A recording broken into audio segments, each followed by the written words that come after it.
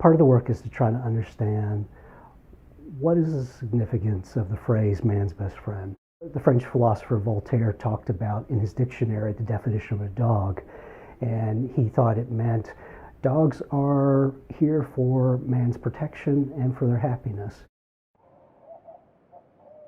I've been studying the psychology of men and masculinity now for over 20 years, and I've always been a practitioner, and I've heard stories along the way.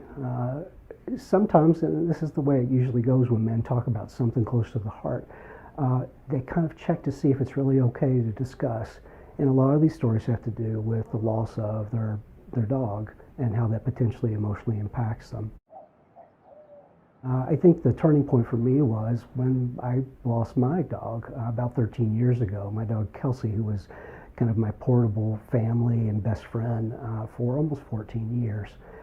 And I started thinking about this along the lines of where does the psychology of men intersect with how we view animal companions? And that's really where the idea of man's best friend kind of took on a whole new meaning to me. Come here, Bo. To understand man's best friend, you have to understand something about the way that men grow up and they're socialized. And this may be true in many or most parts of the world, but it has a unique meaning here in North America. So I asked men to compare their sense of emotional attachment with their closest animal companion, their dog, versus their closest human companion. And I think the results are pretty telling. About 62% of the men said with their animal companion, with their dog, that is almost always a secure type of attachment.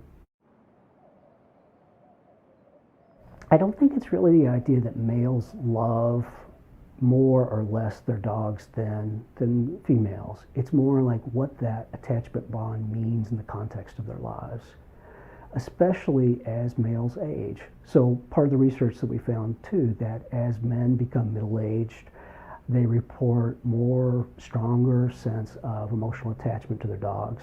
And they also report that they get more emotional comfort from their interaction than younger men.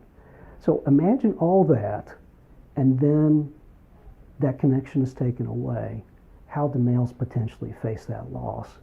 Because it has a potential meaning in males' lives that as you get middle-aged, your social support network really does shrink to the size of like a postage stamp. So you might have your dog and your significant other, and then you pull one of those away, and how do you face it? Just like there is male socialization in regard to how males are supposed to attach or not, there's male socialization in terms of how males are supposed to face loss. Eye on Research is a production of New Mexico State University.